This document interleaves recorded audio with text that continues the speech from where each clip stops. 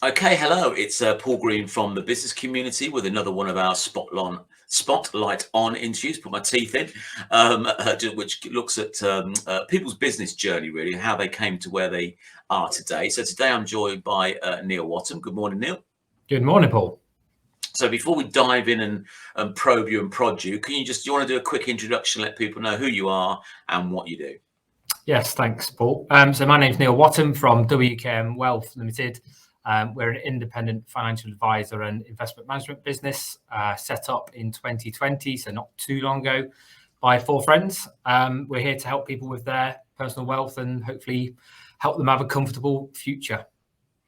Okay, thank you very much. So tell us a little bit about your journey. How did you get into the finance world and how did you end up setting up this partnership? As quite a lot of, I'm sure your visitors here have said, quite a varied journey. I started off actually in design back at university. I really enjoyed it, but can't draw, which is a bit of a problem when you're designing. Having said that, I liked IT and then did some work in IT and then went to work for Boots in the purchasing department. Thought, business, that seems like a good thing. So I then became an accountant. I thought, well, design, accountancy is clearly the route to go. So I am a chartered accountant sort of first. I did that training down in Hertfordshire for 5 years or so. Worked for Tesco, so PLC, big companies, and then worked for Capita, a big outsourcing firm. So I've been a chartered accountant working in big corporates for a long time, which was fine, but generally quite stressful, quite hard. But I quite liked the treadmill that I was on. Mm-hmm. So I enjoyed it to a degree. But then it was one Christmas. I was sat with my brother in his house and he was talking about the potential of starting something. And I was a bit like, oh, how can I get involved? What can I do there? And it was fairly obvious that the size of the business probably never needed what I did. Mm-hmm. However, I thought, well, actually, I really want to be a part of something like that, especially with my brother. And therefore, I thought, well, I want to do this. Didn't know too much about it at the time. Rolled forward about 15 months or so, maybe. So then to April 18, and just had my second child after paternity leave. Decided, right, I'm off. Handed my notice in a day after paternity leave finished. Right. That summer of 2018 was a scorcher because I can remember it rather well. Sat in my room studying. So I then basically decided I was going to go in for this with the other guys, but had to study. So I quit, took the summer and did my exams with the Chartered Insurance Institute so I could do this role. Mm-hmm. Going back to study after a long time was challenging, especially with family. Yeah. But it became my job. My job was study. And, that's what I did. So I then passed those exams quite quickly, as it turned out, with a lot of hard work, and then went back to work doing some consulting for a bit, which was all good. And then roll forward to October 19. The four of us who are founding the business got together ultimately and applied to the FCA. And then 7 months later, in April 20, we got the green light eventually. So a variety of education, big corporate life, and actually just thinking, I want to do something that's ours and give it a go, because what's the worst that can happen was kind of, my decisions along the way have always been, what do I enjoy? What do I want to do next? And go for it. Not be too worried. It's easy to say with some hindsight, obviously, but, I picked design because I enjoyed it. I thought, well, I want to do that. Yeah. I picked accounting because it seemed like a good idea. Give it a go. All right. And, so that's kind of my, I guess, a bit of a tip for people generally. That's not a tip, sorry, but my thought is just go for stuff. Don't overthink too much. Yeah. Otherwise, you just sort of stay in one place for a long time, don't you? Which I guess a lot of people do. So there's two Wattams in a business, I guess, and a Kirby and a me. So were they financial advisor in the financial world before you got together, or how did that come about? Yeah, so those three have all worked for, in some cases, larger corporates, some slightly smaller, but they all were in the industry before. And they knew each other from working at the same company. Obviously, me and my brother did slightly differently, but four of us have been friends on and off for 20 years, basically. But started off through employment and working together. But I was the one who's come from a slightly different background in terms of the accountancy finance route rather than financial advisory route. But yes, there's two Wattams, and it's the first time I've worked with my brother as well. Okay. Which, yeah, again, we didn't know how it would go. We don't, it's early days still now, but I think it's that go for it. It should work. We get on, etc. Yeah, no, absolutely. And you obviously started in the midst of the first lockdown, I guess. So was that something that concerned you, or did you think, sod it, we'll just go for it anyway? Or what were your thoughts around that time? More of the latter. I mean, to be honest, it took us a long time to work with the FCA to be authorised. So once we had the kind of green light and we were working towards it, it was a case of just go. We were online. We were going to launch online anyway because we didn't have an office, etc. So it was a case of we're ready to go. Let's go. No holding back. In a way, it's perhaps an advantage that we were ready, as opposed to a lot of firms and businesses out there that were not ready at all. There's companies with desktops in their office. Well, if I'm going to come and get the desktops, does it work at home? That sort of stuff. We're ready. So, it's a case of we just got to get on. We couldn't stop, couldn't wait. And have you found people have been more conscious of their finances during this sort of pandemic that we've been going through, or is it about the same as it used to be, do you think?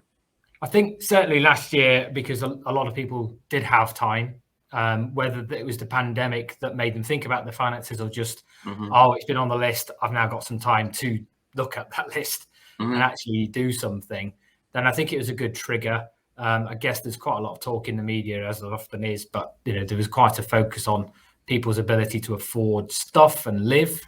Other people have saved and, as it were, done quite well out of what's happened over the last 18 months financially. If they've worked from home, they've kept a good job, not spent a lot, kind of, what the media tends to say actually does ring true for quite a lot of people, not everyone clearly.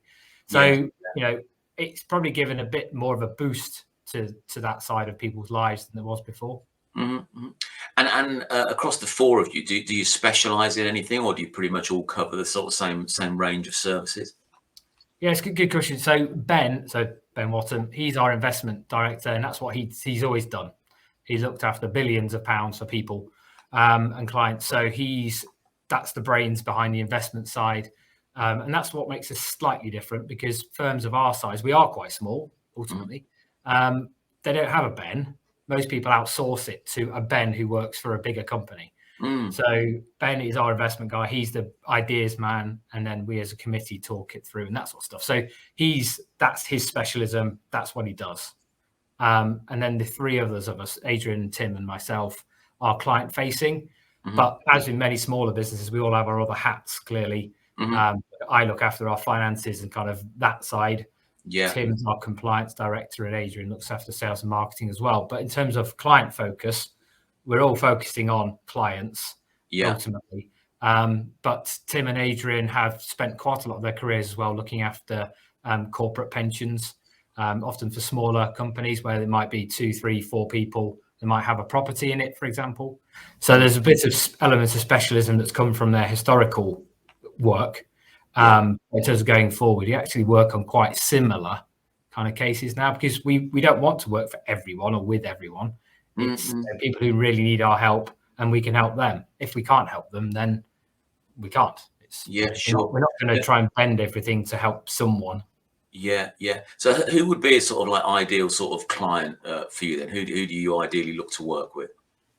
I guess if there was a utopian client, it would be someone who's perhaps sold a business, maybe, I don't know, 40s, 50s, even 60s, depending on where they are with that. And, they've realized a decent sum of money.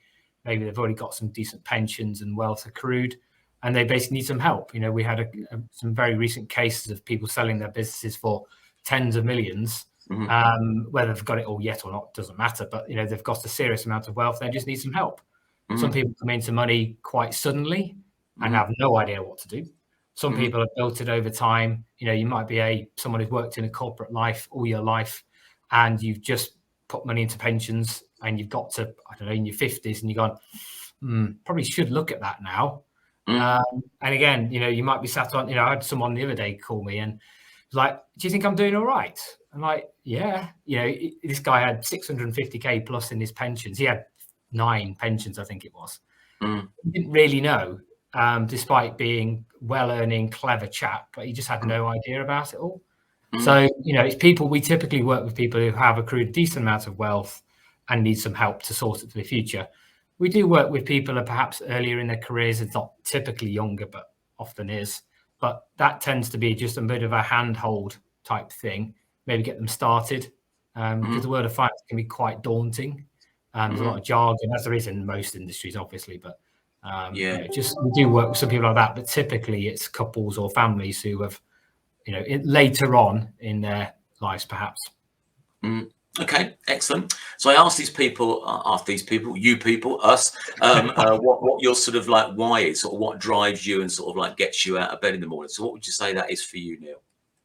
I think there's a couple of things, but one is to help people. We're here to help. We're here to help educate. We're here to, if they wake up and thinking, oh, I've got a question about this, or this has happened at work, or something's happened in the family. Oh, who can Neil, I can speak to Neil or Adrian or Tim or Ben. You can just pick up the phone. We're here. We're not, not going to be put on hold. So, if you want to speak to us, people speak to us. That's what I get out of bed. That's what I love doing. It's helping people. Having come through a corporate career of, yes, sort of helping people, but it's been very arm's length to be being here every day for our clients and potential clients just to help them.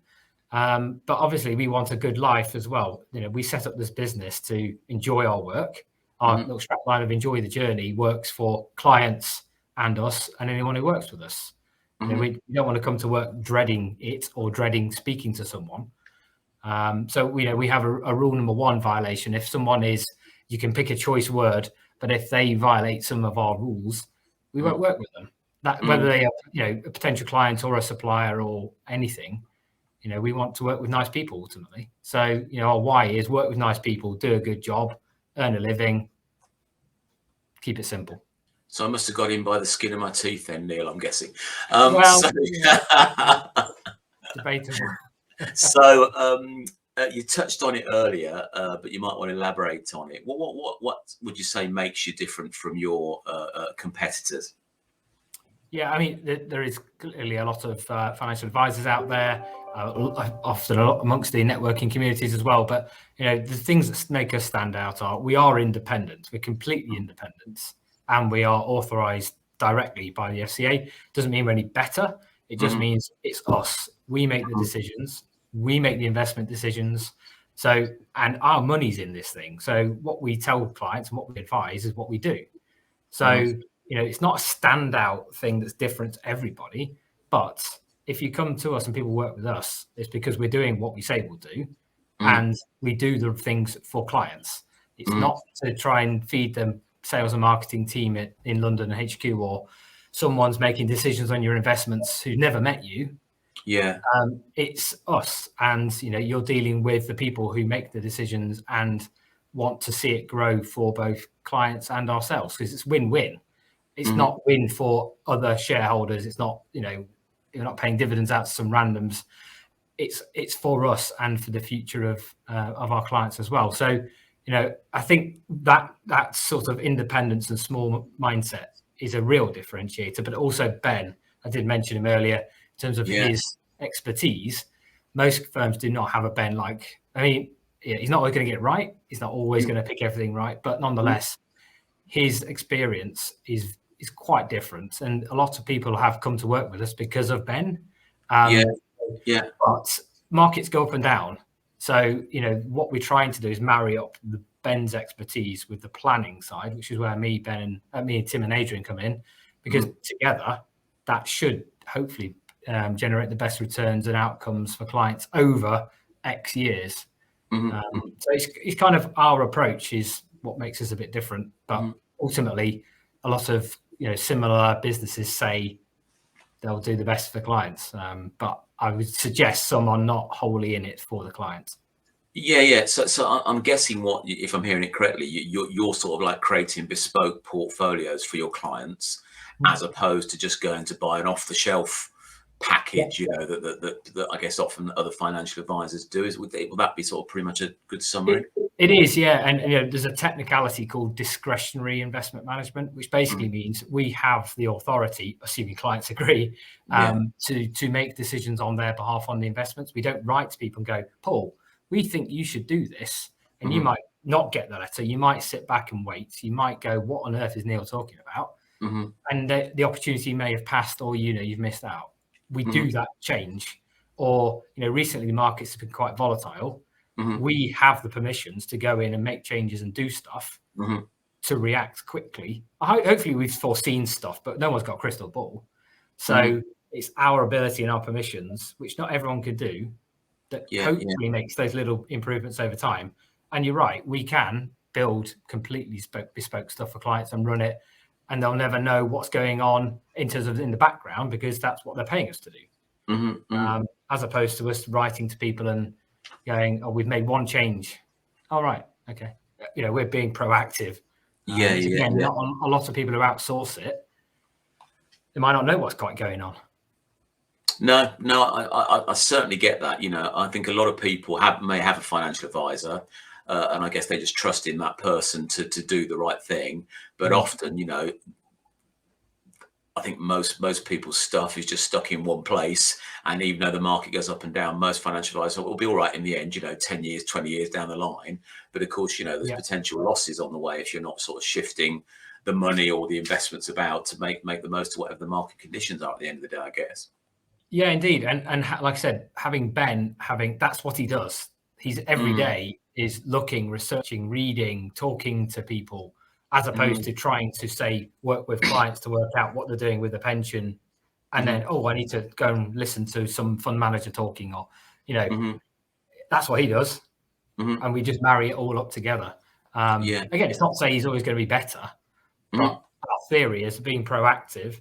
You know, we've got a little graph which shows where we're making changes throughout periods. And, you know, you might go for a month or two and do nothing. But the way the last 18 months has worked is that everything has changed beyond recognition, often in the investment world. So we have to react quite quickly and to what's changing. Like the last month has been particularly volatile. Doesn't mean it's good or bad, just has. Some things we've changed, some things we haven't. It's just getting that balance, isn't it, I guess? Yeah.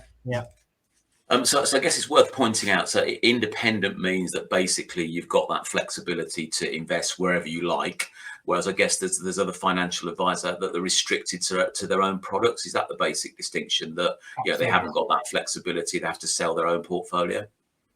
Yep, spot on. Yeah, okay. Right, we obviously sort of touched on the pandemic earlier. I guess for most businesses that has been the biggest challenge over the last sort of 18 months, 20 months. So what would you say outside of that has been the biggest challenge for you guys in setting up your business? I think the biggest challenge was getting going. I mean, the FCA, because like I said, we are directly authorized. There's a lot of businesses that are what's called in our industry an appointed representative, which basically means you kind of piggyback off their compliance and their process. Being direct means that we are on the line. So, you know, it's us, it's our risk. And to get there was very, very hard. So the challenge and that's why we ended up going live in April, because we didn't choose it. We didn't ask for it. It was like, that's the earliest we could effectively get going. So I think the challenge of getting launched, because, you know, in our industry being so heavily regulated, and for the right reason, and it's good to see that actually the FCA and other regulators probably are being so thorough. And, you know, despite us all having lots of years of experience and in theory on paper should be almost a rubber stamp, we might have thought, it's actually very difficult. And that's why a lot of people don't do it. Or they go into that sort of blanket umbrella of the AR route, which is fine. But I think that was our biggest challenge by a long way. But it did give us that early kick, whether we needed it or not. But, you know, having that sort of stumbling block or bit of difficulty early doors, as opposed to having it, I don't know, a couple of years in and it's scaring the bejesus out of you, was possibly a good thing. And I think we look back at it positively, albeit at the time it was horrific. I bet. Yeah. You know, challenges since then are, I guess, thinking about our growth and how we grow, because we're now, because of the way we're set up, we're considering how we can expand without growing our team necessarily. We don't want to be a big company, but we've got a lot of expertise and capabilities. Again, without keep pointing at Ben, the investment side we could offer to others potentially. So we're now, our challenge is almost how do we keep growing without making us a team of X number of people, because we've left corporate worlds and managing people because that's not what we do. That's not what we want to do. So that's I guess our next challenge. Yeah.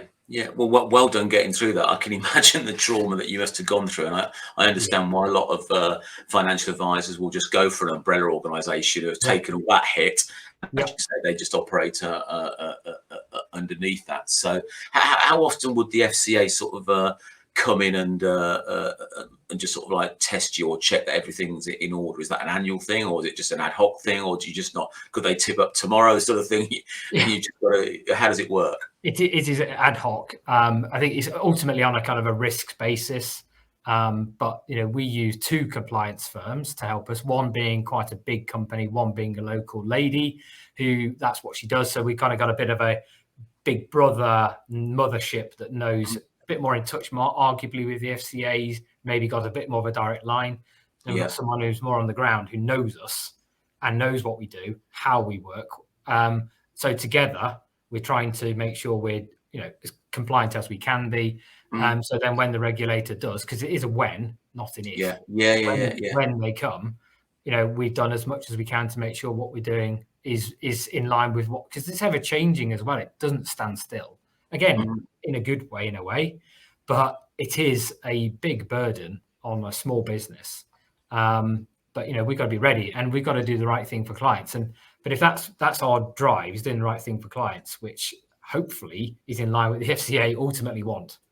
So we do the right thing for clients, tick the right boxes, do the right thing, right processes. But it is a sizable drain on our time, which is fine. You go into this thing eyes wide open, but nonetheless, I think it might be surprising for non-regulated businesses to realize in a regulated world quite what that is. And obviously without sure. Because the onus is on you also to, don't you have to have so many hours of CPD, continuous professional development, during the year as well? How do you sort of manage that? So we're actually, funnily enough, talking about that yesterday, because there's an online system we use with our that side. The little badge up there, we're a member of the Chartered Insurance Institute, and they have their own sort of systems and stuff. So we just plug into that effectively for learning and go on road shows and just try and keep eyes and ears open to keep ourselves current. Exams as well. I'm still doing exams. We all are, because whilst it's not that much fun, actually it can be very useful, and it forces you to take time away to do it. So, it's a mixture of all sorts, but you're right. That's another thing we have to do. But it's a good thing that it's forced upon us, because it keeps us in touch with, regulatory changes or latest thinking on things, or the trends, that sort of stuff. Barney's asked a question on LinkedIn, so I don't know if you can see that and I can answer that. I suppose yes is the short answer, but it's not something typically people come along to us for. But I know Adrian was actually having a conversation with a client yesterday who's trying to sell some properties, and they're struggling. So whether it's really a working capital question or not, but nonetheless, people do come to us, say, I need to do this, I want to do this, my business is doing this, do you know anyone? It's a bit like working with accountants. When people think of numbers and finance, they think of either an accountant or perhaps a financial advisor often, whether it's personal or whether it's their business. And we do work in a bit of a triangle with accountants and clients. So in an ideal scenario, if someone had that question, wanting some additional capital or something, then we might say, yes, well, let's have a chat with your accountant as well, and have a 3-way sort of conversation, rather than just a yes or go and speak to Dave down the road, because there might be another question that's really driving it, rather than yes, here's someone who can help. Yeah, absolutely. And how do you charge? What's your sort of model for charging clients for the services you provide? So we basically charge a percentage of their investment, because most clients with us, we do their investments. So not everybody, but most, 90 whatever 8%. So we basically take a percentage of their assets. So as it grows, hopefully our fee base grows as well. But we don't charge anything over and above. It's basically a percentage of what you've got, and then that's kind of it. So there are other firms out there that will charge, to phone, have a meeting, or ring up, or you're on the clock. It's kind of, you pay your fee. You may or may not see it, as it were, because it's kind of trickling in the background. But we're always up front. When people come to work with us, it's like, here's what you'll pay. It's not the same for everyone, because there is a treating customers fairly, which is one of the FCA's fundamental principles. So we can't go and charge someone differently just because they're different. We have to treat them fairly, and the fair does not mean the same either. So, the fee and cost in our industry is always a bit of a hot potato. And there's a lot in the media about, is it worth the cost? And people highlight in the media, again, the cost of advice. Well, yeah, there is a cost, because you're paying some professionals who are doing what we've already talked about every day. Yes, there's a fee. But it's transparent, and we try and be upfront about it all. But again, there's smokes and mirrors. People can say, "Oh, we charge this." Well, does it include that? Does it? What happens if I do want a meeting? Oh, yeah, well, there'll be a fee, and it can add up, can't it? It can, absolutely can. Yeah.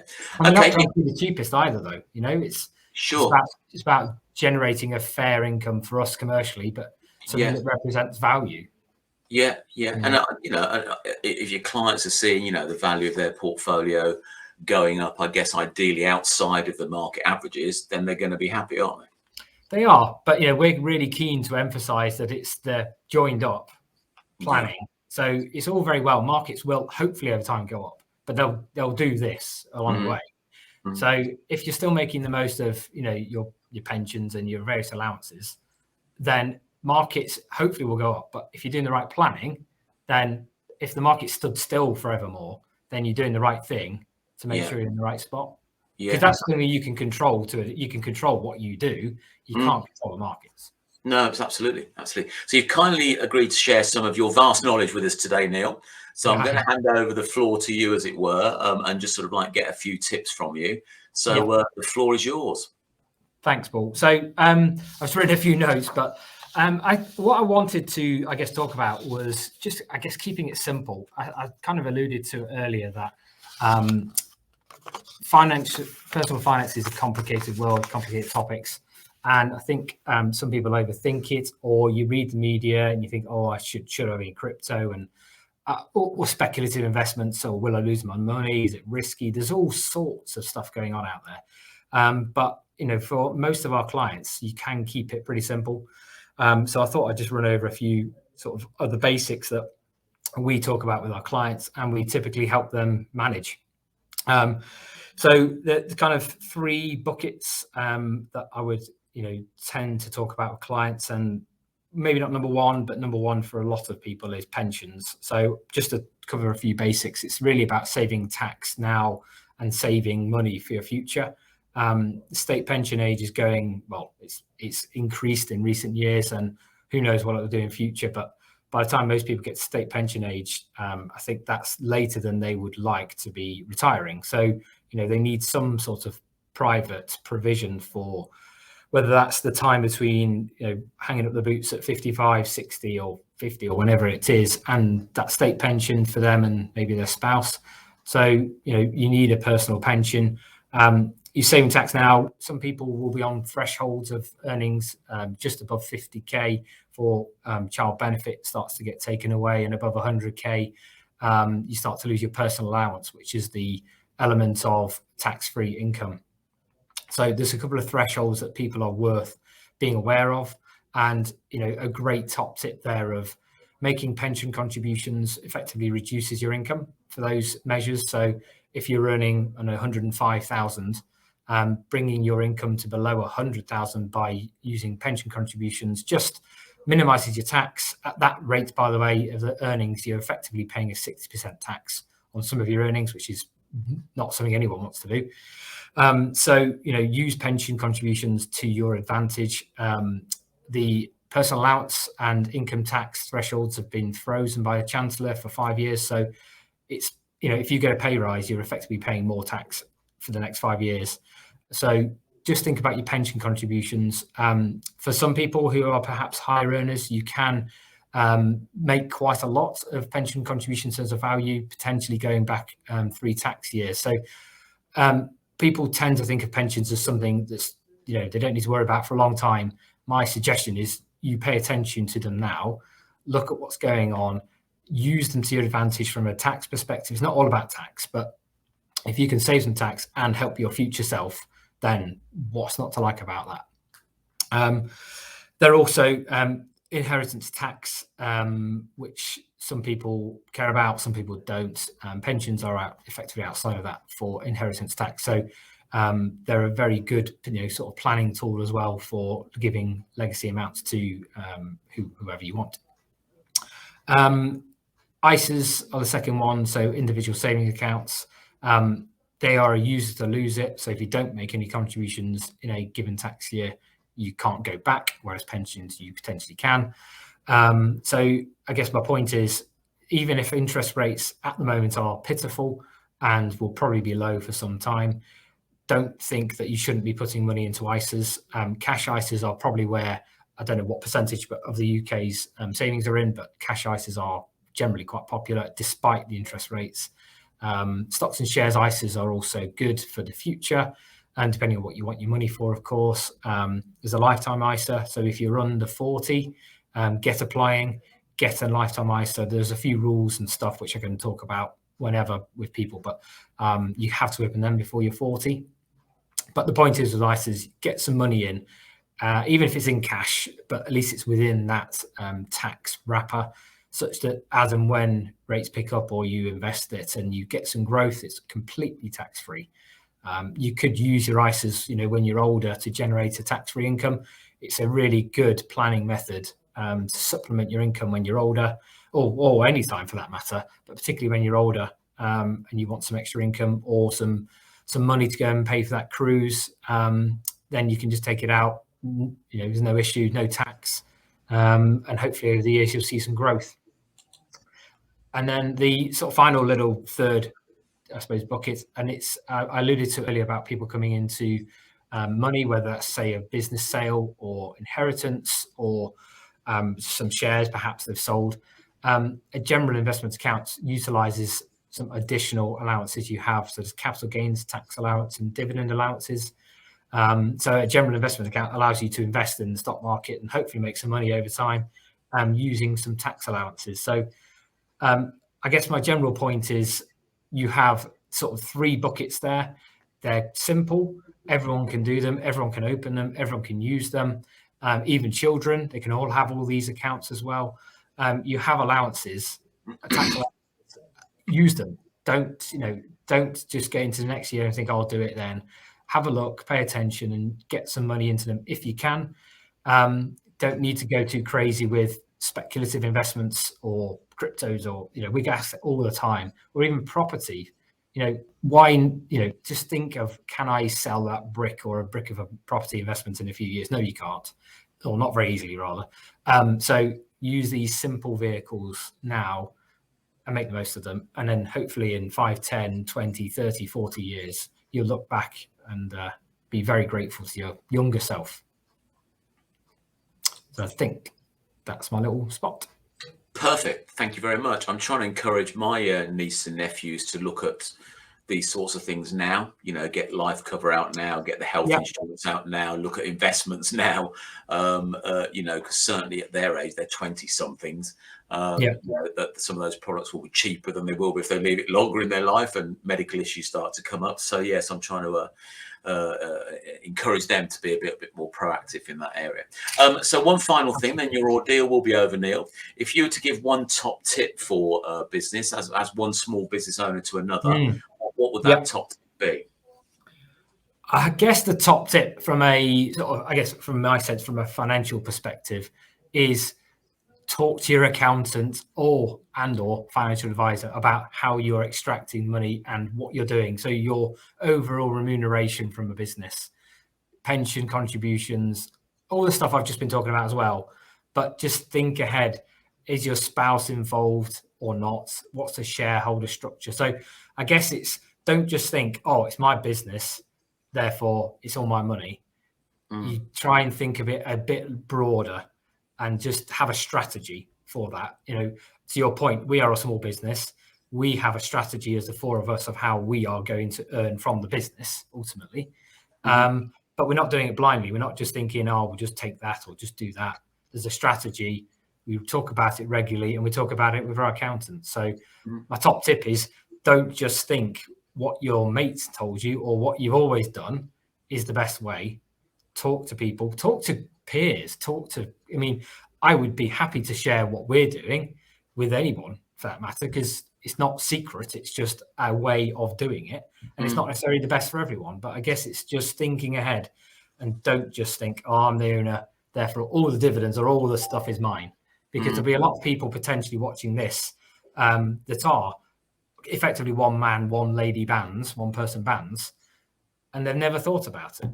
So top tip is think, talk, and, you know, don't just think what you've done is the right way, because it might be, but inevitably I hear too many conversations, or have too many, and it's like, oh, you could be doing this, you could be doing that.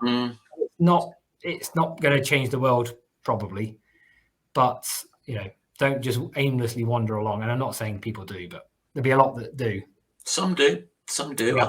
I think I was, to an certain sense, a few years ago. And I met Rob Harris, who you know, who you know, gave me some financial education. I became better informed, and you know, that then just sort of simply consolidating pensions that I thought, you know, because they were years old and not done anything with them, wouldn't be worth much. But of course, you know, because they're that old, they've accumulated over time. So it's quite surprising, you know, the amount of money that actually sat in these corporate pensions from 20 years ago that obviously accumulated. So yeah, I guess there might be people out there that haven't even thought about, you know, looking at their state of their pension, what they're worth, is it worth consolidating, etc., etc. So yeah, definitely worth having a conversation with someone that's in the know. Yeah, I think pension contributions are the big point of that. It's people tend to think of salary, dividends.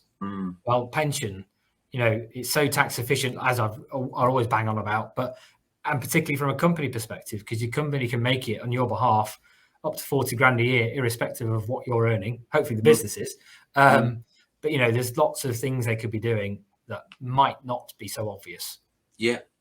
Right, Neil, thank you very much. Very informative, very interesting to sort of like learn how you got to be in the business you are today. And, you know, it sounds like between the four of you, you're doing something quite innovative versus a lot of financial advisors out there. So we're trying. Good luck with it all. Thank you very much, Paul.